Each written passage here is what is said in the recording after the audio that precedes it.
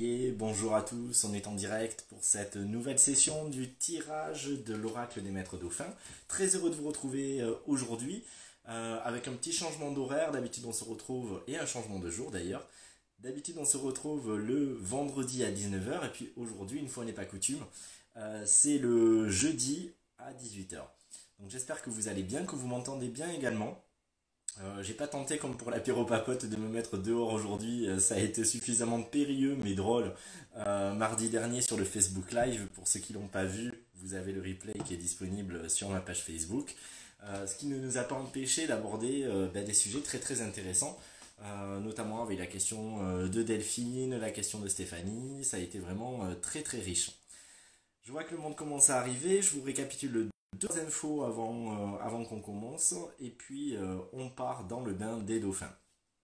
Déjà il y a eu un soin juste génial hier, justement avec l'énergie des maîtres dauphins. C'est essentiellement, tous les maîtres dauphins étaient là, mais il y a vraiment eu deux énergies qui sont ressorties de manière un peu plus prégnante, avec l'énergie d'Ajna Activateur qu'on avait justement vu la semaine dernière lors du tirage sur la clairvoyance, le discernement, etc. Et puis Rainbow Light, le dauphin arc-en-ciel, qui est également venu semer son énergie pour favoriser l'éclosion des potentiels. Donc quelque chose de très riche avec une belle vidéo, une belle musique, du langage galactique, juste un bonheur. Sachez que si vous ressentez l'appel, que ce soit aujourd'hui ou dans une semaine, une séance qu'on peut faire au-delà de l'espace et du temps, et vous pouvez la retrouver donc directement dans la catégorie web training de ma boutique sur mon site www.gildelius.com. Demain soir à 21 heures, on a une conférence. D'ailleurs, je pense que pendant qu'on sera en live, il y a une vidéo de présentation qui va arriver sur mon compte, parce qu'elle était encore en cours d'encodage là-haut. Euh, donc sur le thème de l'alibi spirituel. C'est vraiment une conférence atelier. Je pense c'est minimum 2 heures, voire plus de temps. On va voir comment ça se déroule, mais en fait, elle va vraiment être en trois temps. Il va y avoir une première partie où c'est une vidéo déjà enregistrée. Pour les inscrits, vous allez recevoir un premier lien où on pourra commenter en direct et être en résonance et déjà donner ses impressions. Et puis ensuite, on basculera sur un autre salon sur lequel nous aurons la possibilité. Donc là, je vous ferai une présentation. Je ne sais pas si je pourrais faire le part d'écran d'un petit PowerPoint que j'ai prévu. Mais auquel cas je vous enverrai directement le PowerPoint à l'issue de la conférence. Et puis ensuite, il y aura un espace questions-réponses et enfin, on pourrait même dire en quatre temps, un espace d'harmonisation pour, au-delà de ce dont nous aurons pris conscience, de ce qui résonnera, de ce qui résonnera peut-être moins pour certains, mais qui aura eu déjà le bénéfice de se questionner, eh bien, il y aura donc ensuite la possibilité de mettre à jour au niveau cellulaire. Voilà pour les informations de cette semaine et puis plein d'autres choses qui vont arriver dans les semaines qui arrivent. Notamment, j'ai entendu beaucoup de messages et d'appels sur mes t-shirts, etc. Et donc, je vais essayer d'en sortir un par mois sur différents supports. Vous verrez ça très bientôt. Je suis en train de le préparer. Voilà, avec de la spiritualité fun, comme on l'aime. Allez, c'est parti. On est parti pour le tirage. Bonsoir à tous. Je vois qu'il y a encore de nouvelles personnes qui sont là. Ah, il y a Haute Valérie qui dit que ça a chauffé dur sur le troisième œil. Le soin d'hier. Ouais, c'était assez intense, j'avoue. Hop, elles sont sorties du jeu. Vous m'entendez bien?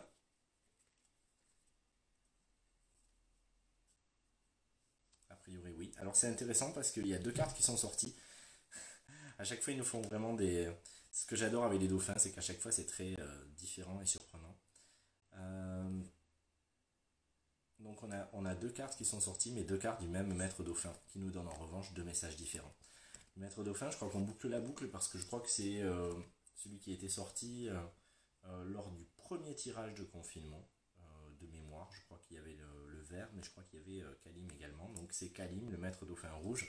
Pour ceux qui ont suivi les transmissions et les connexions le mois dernier, Kalim, forcément, il va venir vous parler.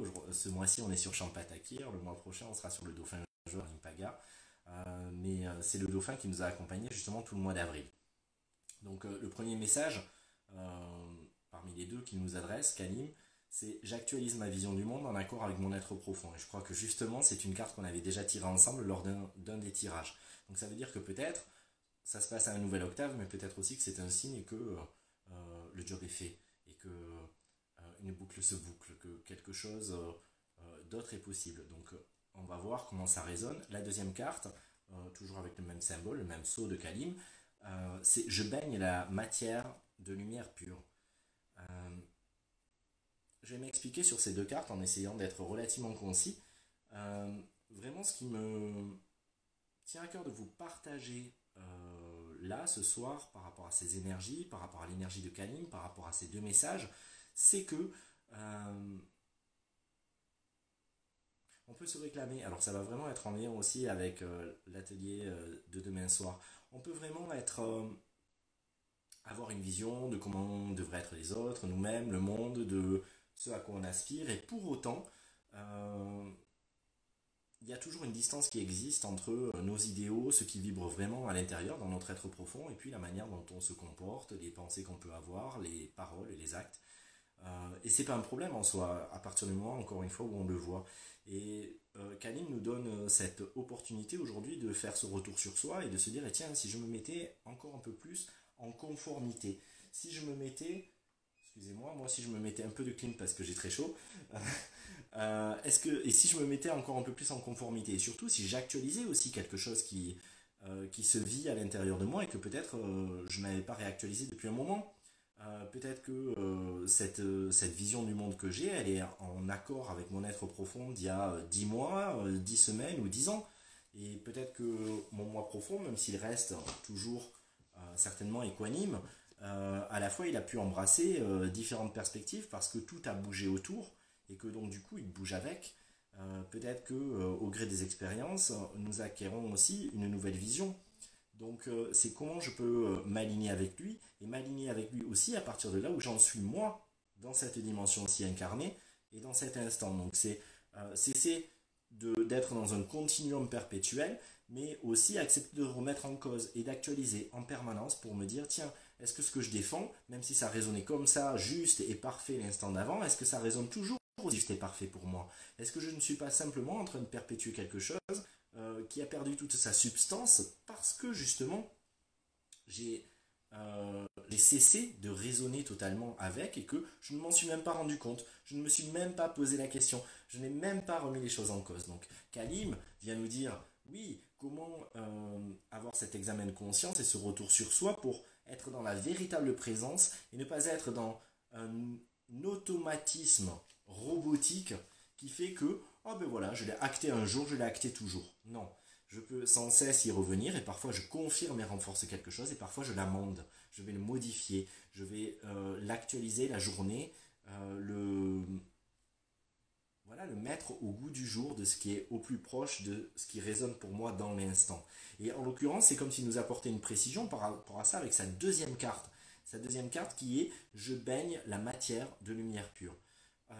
Ça nous indique vraiment que c'est notre rapport au monde qui doit changer, mais au monde de matière, pas à ceux que j'espérerais dans l'astral, dans la multidimension, dans ce que demain pourrait donner, mais ici, maintenant, dans cette dimension-ci, dans l'incarnation, dans notre rapport horizontal les uns avec les autres, dans notre rapport plus collectif, comment ça peut s'harmoniser? Est-ce que mon être profond considère que la matière est impure? Est-ce que mon être profond considère que ce monde est limité, que ce monde est une prison ou une école et rien d'autre, que cette dimension est une punition, une école, une erreur de casting ou que sais-je encore, que la matière, jouir, le confort, l'argent, tout ce qui peut être à disposition en termes d'expérience et d'énergie, vu que, y compris la matière, ce n'est que de l'énergie, eh bien, est-ce que c'est un problème? Est-ce que c'est vu dans l'axe du sacré et du divin? Ou est-ce que par le personnage, cette fois-ci, c'est vu comme une limitation, un empêchement ou quelque chose de profane. Et donc là-dessus, Kalim, le maître dauphin rouge, nous invite à nous mettre en accord là aussi avec la vision de notre être profond, pour qui il n'y a pas de problème. Il n'y a de problème avec rien. Donc, est-ce que la vision que j'entretiens y compris quand je pense servir mon être profond, mon être divin, ma mission ou que sais-je encore, est-ce que cette vision, elle est juste ou est-ce que c'est un leurre supplémentaire ou un filtre qui opacifie cette vision et qui me donne une vision donc distordue. Cette vision distordue qui va faire que je vais entretenir quelque chose peut-être de complètement passéiste ou quelque chose parfois qui peut aller à contresens de ce que mon être profond veut vraiment parce que je prends pour fer de lance quelque chose de précis en me disant ben, je vais combattre ça ou ça c'est spirituel, ça ne l'est pas, ça c'est lumineux ou ça ne l'est pas. Je dois me comporter comme ceci ou comme cela parce que c'est l'apanage de quelqu'un qui serait dans la justesse ou dans la lumière, alors qu'en réalité peut-être rien de cela, et ce n'était qu'une supposition et une projection de mon mental et de mon esprit. Mon esprit et mon mental qui essaient d'être à la hauteur de mon être profond en essayant de deviner ce qu'il attendrait de moi, mais qui partent d'un postulat. Et ce postulat, peut-être faut-il, là aussi, accepter de le remettre en cause. Et je crois qu'avec ces deux cartes de Kalim, c'est vraiment cette donnée. S'il y avait une résolution pour ce nouveau monde, s'il y avait une résolution pour la manière de se vivre et d'être réalisé, ce serait alors de s'incarner. Ça serait de s'incarner complètement, c'est-à-dire en prenant la vie comme guide, et non pas en essayant de s'extraire de la vie au travers d'enseignements abstraits, de préceptes, de données qui nous diraient que pas de colère ou pas de soucis. Même si j'adore Mikao Usui et que j'ai moi-même pendant des années enseigné Reiki. Et d'ailleurs, je crois que c'est pas ce qu'il voulait dire. Euh, je suis toujours en accord avec les idéaux, mais justement quand ce sont des idéaux et pas des préceptes. C'est-à-dire que je peux tendre dans une direction, je peux aspirer à, sans me mettre la pression de devoir l'incarner maintenant. Et ça fait une différence majeure, non, entre la différence aussi entre la volonté et l'intention. J'y reviendrai demain. Euh, donc du coup, autour de ça, si je prends la vie comme guide, si je prends la vie comme enseignante, je n'ai pas besoin d'essayer de prendre de la hauteur, de comprendre tous les tenants, les aboutissants et d'essayer de l'analyser. Le fait de la vivre dans tous les aspects qu'elle me propose de vivre. Dans les sentiments de manque, comme dans les sentiments d'opulence, dans ce qui m'apparaît superficiel pour une part de moi et qui ne l'est jamais en réalité, parce que tout est énergie et tout est divin, comme dans ce qui m'apparaît profond et grave et qui en réalité ne l'est peut-être pas plus que ce qui m'apparaissait léger ou profane ou superficiel l'instant d'avant.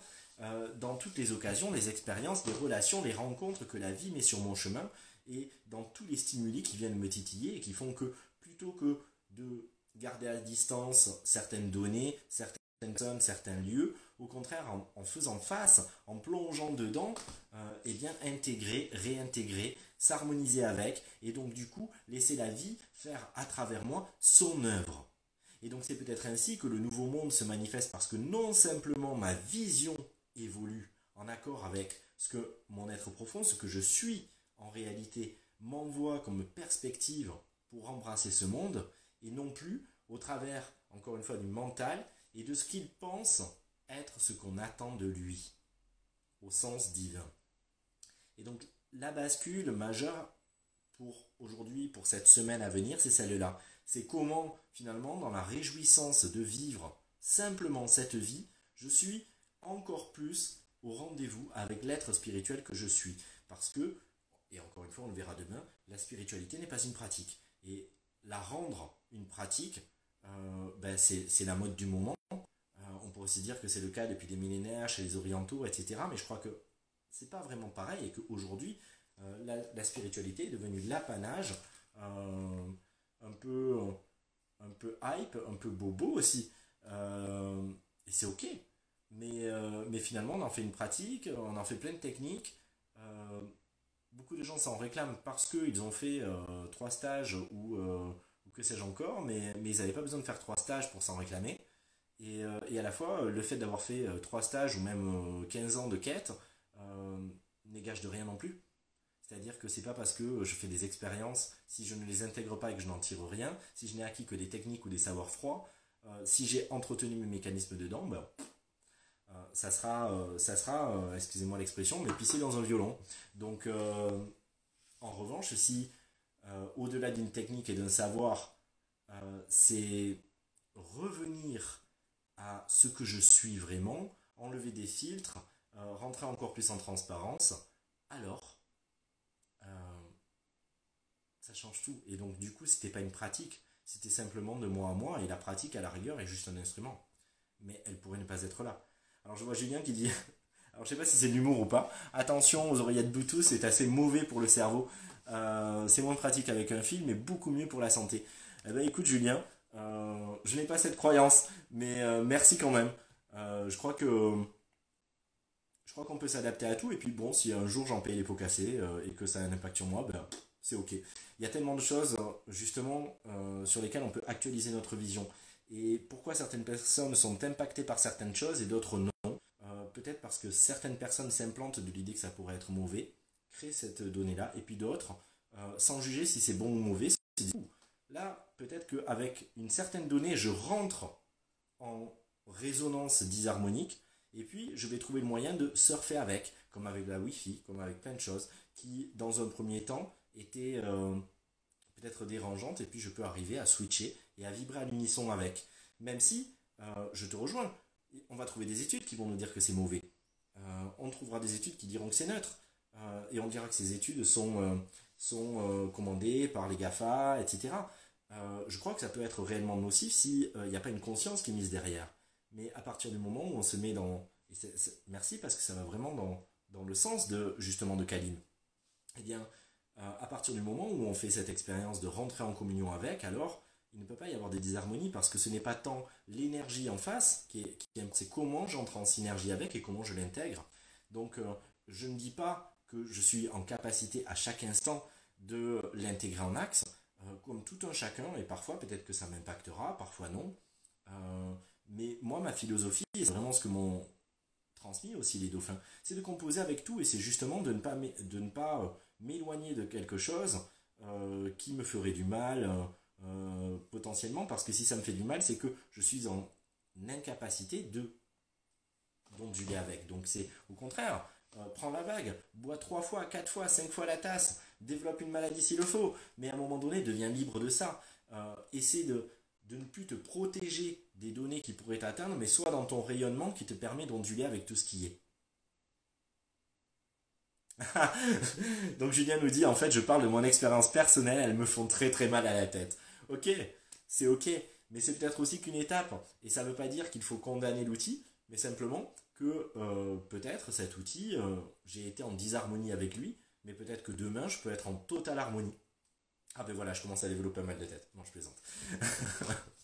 Donc voilà, au contraire, je crois que c'est intéressant et que justement, le fait de vivre notre spiritualité, et non pas de vouloir la pratiquer, euh, va changer cette dynamique. Si j'actualise ma vision du monde en accord avec mon être profond, alors tout est issu de la source. Et donc, même si certaines choses jouent un rôle plus ou moins harmonique dans ma vie, si je vois la perfection là où elle est, dans le cœur, dans la quintessence de chaque élément, alors il me devient possible d'entrer dans cet espace de communion et puis d'entrer dans mon rayonnement et dans mon émanation qui fait que plus rien ne m'affecte de l'extérieur vu que c'est mon rayonnement qui va convertir et puis harmoniser et entrer en lien, en communion.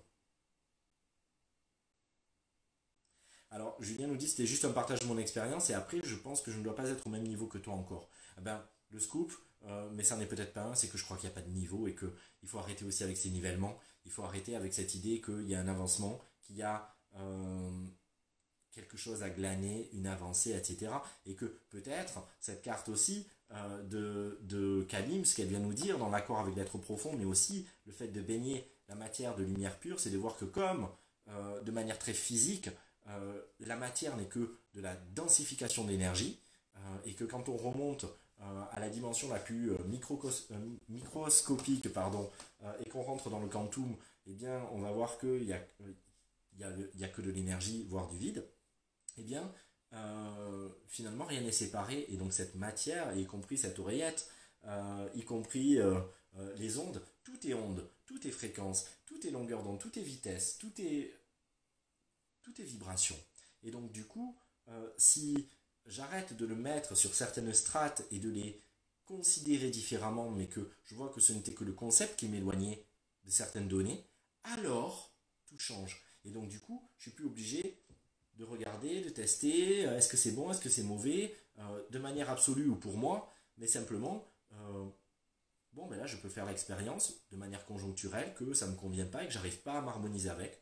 Ça, je peux le prendre en compte par bienveillance pour moi-même, Mais en revanche, je ne vais pas rester dans ce statu quo éternel en décrétant cette loi absolue. L'instant d'après, j'y reviendrai, et puis j'y reviendrai, et puis j'y reviendrai, peut-être à dose homéopathique, jusqu'à ce que mon corps puisse s'adapter à aussi, et que un cheminement intérieur me permette de me remettre en accord avec mon être profond qui vibre à l'unisson avec tout ce qui est, avec toutes les manifestations que la source peut prendre. Et donc je crois que à cet instant-là, je deviens, j'incarne l'être spirituel que je suis parce que, y compris ce qui aurait pu me déstabiliser, me mettre à mal ou me mettre au tapis, eh bien, ne me pose plus de problème parce que euh, vibrer à l'unisson n'est plus un concept, mais il est la réalité de ce que je vis.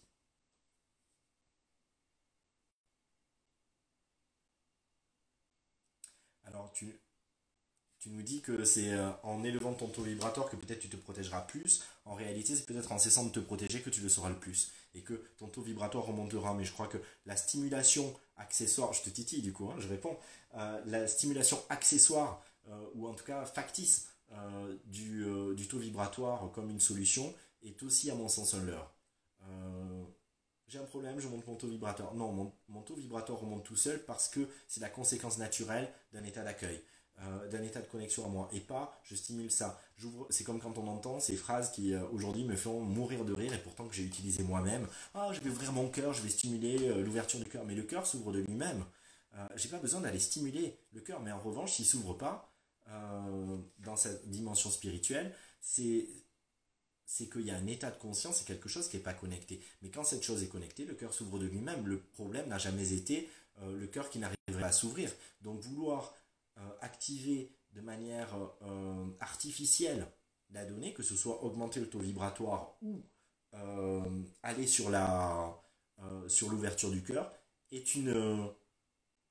je cherche la dualité, je cherche le duel, attention. Bah, du coup, c'est factice. Et donc, du coup, on rentre dans une course supplémentaire pour rien. C'est encore quelque chose que je détaillerai demain dans l'alibi spirituel. Parce que ça peut avoir plusieurs sens, ça peut cacher plusieurs choses. Et ça serait très long là de le détailler. Pour résumer, du coup, sur ces deux cartes, et après je vous laisserai le méditer. Euh, c'est cool, merci d'ailleurs parce qu'il n'y avait pas les guidances cette semaine parce qu'on a fait l'apéro papote et que je peux pas caser plus de deux lives dans la semaine, ça me demande déjà beaucoup de temps. Là, cette semaine, j'ai été avec vous tous les soirs, je crois, par lundi. Euh, Mardi, mercredi, jeudi, vendredi. Donc voilà. Mais pour résumer, donc là, ça nous a permis un échange façon guidance. Pour résumer ces deux cartes, est-ce qu'il y aurait autre chose à en dire ou est-ce que c'est simplement une synthèse?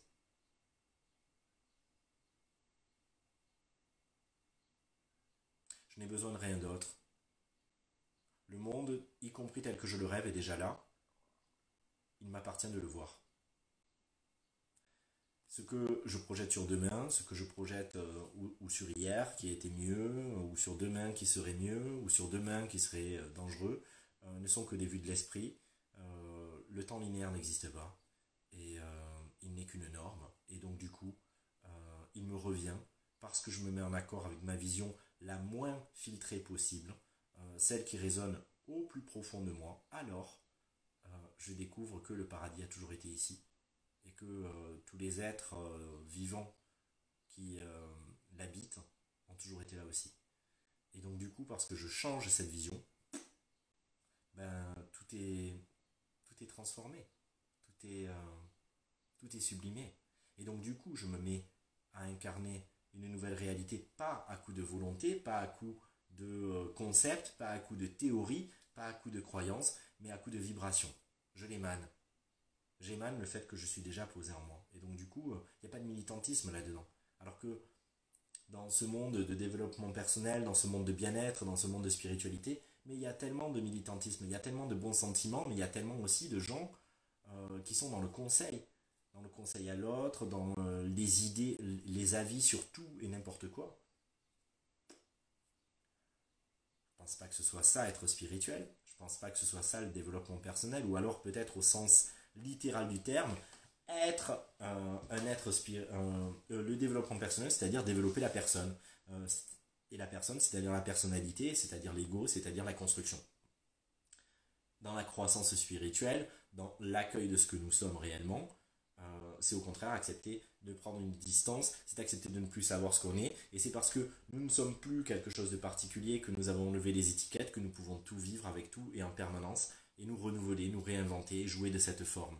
Même si parfois on a l'impression de s'y perdre, mais ça aussi ça fait partie du jeu. Donc peut-être que Kalim nous invite maintenant à plonger dans l'expérience, à y aller, à foncer, et à ne pas attendre demain, parce que attendre demain est peut-être encore un stratagème, encore une fois que j'aborderai demain.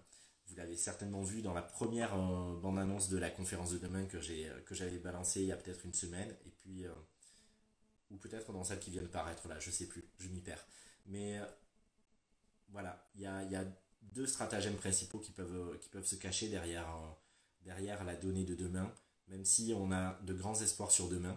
Demain ne sera pas différent d'aujourd'hui si aujourd'hui nous ne vivons pas une autre réalité. Alors on peut vouloir, on peut prier, on peut envoyer de l'énergie. Euh, Comme dirait Guy Gilbert, c'est du pipi de chat. C'est bien, ça nous donne bonne conscience. Et après, et alors, la réalité se passe là, dans ce qui vibre. Concrètement, dans notre énergie, dans notre conscience, dans l'accord avec nous-mêmes. Est-ce qu'on a fait la paix avec nous-mêmes, ou est-ce que euh, ce qui nous paraît en conflit à l'extérieur n'est que le reflet de ce qui est en conflit à l'intérieur de moi? Est-ce que j'arrive à onduler avec tout, ou est-ce que je considère encore que les choses sont du poison, et donc du coup, est-ce que ce monde va se faire aussi le miroir du poison? Euh, Ça nous invite vraiment à nous poser ces questions, à rentrer dans un espace à la fois d'humilité et de puissance, et si cela résonne avec le courage que cela demande et qui va avec, de laisser parler le cœur et de laisser le cœur agir, et non plus les concepts, les raisonnements et les bons sentiments, prendre sa responsabilité, eh bien, de se mettre en conformité, de faire cet examen de conscience, et ensuite, en confiance, dans la foi, dans le lâcher-prise, dans l'accueil, dans l'abandon de l'expérience et de la vie qui nous traverse plutôt que ce que nous la traversons, eh bien, de faire œuvre, ou de laisser, comme je le disais, en boucle la boucle, laisser la vie faire de nous son œuvre. Je disais ce matin, ma citation du jour sur mon post, c'est quelque chose aussi qu'on abordera demain, mais finalement j'ai l'impression que c'était en fil rouge toute la semaine, ce thème de l'alibi spirituel. Je ne sais pas si vous l'avez vu ce post, il disait l'éviter, c'est l'éviter avec une apostrophe. Bah oui, souvent on veut prendre de la hauteur, on veut monter en taux vibratoire, on veut vibrer en 5D, on veut avoir une autre conscience, mais peut-être que le bénéfice secondaire qui se cacherait derrière ça, ça serait survoler cette matière, survoler cette incarnation, survoler cette vie, s'enivrer d'autres strates. Sauf que, encore une fois, les adages sont souvent d'une sagesse inouïe et d'une vérité sans faille. Euh, pour avoir la tête dans les étoiles, encore faut-il avoir les pieds sur terre. L'un ne peut pas aller sans l'autre, sinon vous êtes un ballon de baudruche. Prenons l'exemple des arbres, ils doivent être solidement enracinés pour s'élever. Non pas s'élever au sens de s'améliorer, parce que l'arbre ne s'améliore pas, il continue juste de laisser la vie le faire grandir. Mais ça ne change rien, il a toujours eu la même sagesse, il a toujours eu la même énergie. Eh ben, nous c'est pareil. Mais ça demande par accepter d'être ici, et peut-être que ce monde se révèle à nous, parce que tout simplement nous acceptons totalement d'être là, et que c'est ok dans toutes les dimensions de notre être. C'est tout. Je vois qu'il y a des réactions.